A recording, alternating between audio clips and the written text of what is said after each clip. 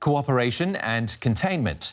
That's what the US president is said to want from his Chinese opposite number. Biden and Xi have been talking on the phone for the first time since March after Russia invaded Ukraine. Beijing has failed to denounce Moscow's war. Instead, it's threatened Taiwan with invasion. China considers it part of its territory. The island governs itself democratically. Biden has offered to come to its defence if Xi tries reuniting Taiwan with the mainland. US House Speaker Nancy Pelosi is said to be planning a visit to the island. Beijing has warned of consequences if such a high-profile visit takes place. It's important for us to show support. Michaela Kufner is following the story for us from Washington. It sounds easy just picking up the phone, but I don't think it's going to be that easy for both leaders, is it? Well, but they certainly have a lot to talk about, but these are testing times for the leadership of both. Joe Biden here facing economic data that's pointing further and further towards a potential recession here. And Xi Jinping, who in October or November will have to face a People's Assembly.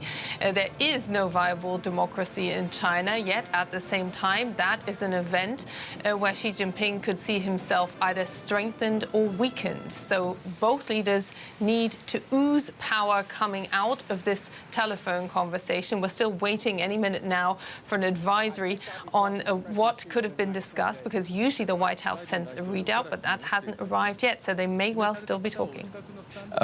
Biden's been especially unpopular with Beijing, though, hasn't he, with his calls for or promises to defend Taiwan.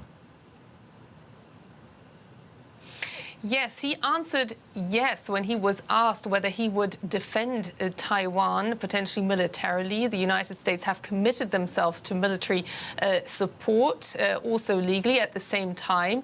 They don't recognize Taiwan as an independent state and do pursue something called a one China policy as well. So where does that leave both sides? Well, in a potential standoff, as we are observing China exercising more and more power and demonstrating more power in the South China Sea. This all already came to a head in the mid-90s, which in the end saw China actually sending rockets into the sea off the shores of Taiwan.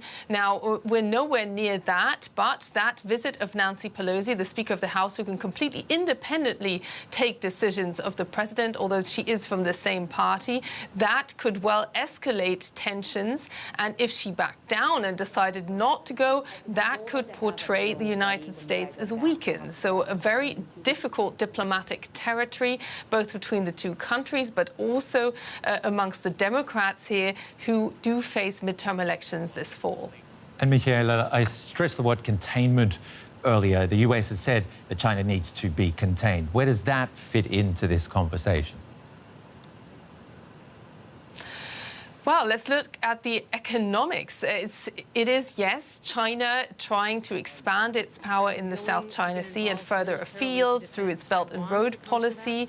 The US leading an initiative to oppose that, an investment initiative within the G20, but also just having passed a bill to invest hundreds of billions of dollars into chip production here in the US. And that is so vital because supply lines recently have not just been hampered by the pandemic, but particularly by chip production not keeping up. And the main exporter of those chips is indeed Taiwan.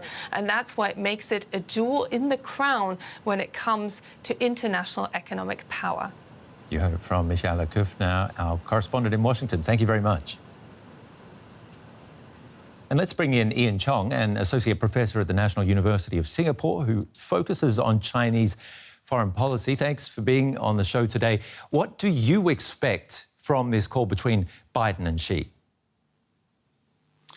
Honestly, I expect quite a lot of bluster and positioning, but I really do not expect any resolution to the differences, because the issues at hand are very much intertwined with domestic issues in both China, the PRC, and also the US. So I don't think the leaders on either side have very much room for maneuver.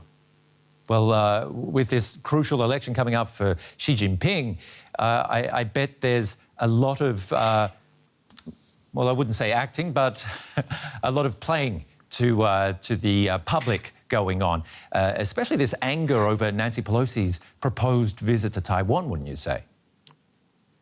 So on the Xi side, it's not that he's going for election. I think it's pretty clear he has his third term. It's about him being able to push his agenda through, being able to put his key allies into important positions. And the way that Xi has positioned himself as the leader of China is one that focuses a lot on ethno-nationalism, on bringing up China's sort of nationalist sentiment, sometimes in rather sort of ethnic terms, and that can come out as pretty strident. So what that creates is a dynamic in the PRC where everyone has an incentive to look strong. No one has an incentive to look weak, least of all Xi. So I think there's going to be a lot of forcefulness coming from Xi, and certainly we see that on his rhetoric on Taiwan. There's this new thing that he's putting forward about how the Taiwan Strait isn't international waters, where previously the PRC had not raised these sorts of concerns. So there's that moving of the needle, I think, to position Xi in a stronger position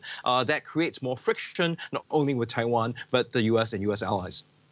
Talking about looking strong, Taiwan's holding its biggest ever military drill right now. Are the concerns of an invasion real? So Taiwan has had to deal with the potential of an invasion for a really long time. In the late 90s, early 2000s, there was a view that perhaps the economics would be more important. That certainly hasn't played out. So with the invasion of Ukraine by Russia, I think many people in Taiwan start realizing that war could be quite real. So there's a lot more seriousness put into the current Hanguang 38 exercise. But it's not just the military side. There's a big civil defense element that has seen far more involvement from the public than was in the past. So this, on Taiwan side, there's preparedness, but I think they're also trying to send China a signal that any attempt at invasion will be costly. Lastly, what sort of a chance of us getting any sort of cooperation from these two leaders when both sides would like to see the other contained? Well, I think for the U.S., they've been trying to talk about constrainment, not so much about containment. The Chinese side has talked about containment, has accused the U.S. of trying to contain them. Now, there is a lot to cooperate over: the economy, the continuing pandemic, climate change, but unfortunately, I think the politics on the two sides and the mutual suspicions are so deep, and also the need for China to push this nationalist narrative is so ingrained that I think that the sort of very useful and reasonable cooperation might unfortunately have to be foregone. Ian Chung from the National University of Singapore, thank you very much for getting your take on this. Thank you. Let's turn to an expert on China and its interactions with Taiwan, Mareike Ohlberg from the German Marshall Fund think tank. Mareike, if you look at the drills there in Taiwan and Moscow's invasion on Ukraine, is it now really more likely that Xi will take a page out of Putin's book and move on Taiwan?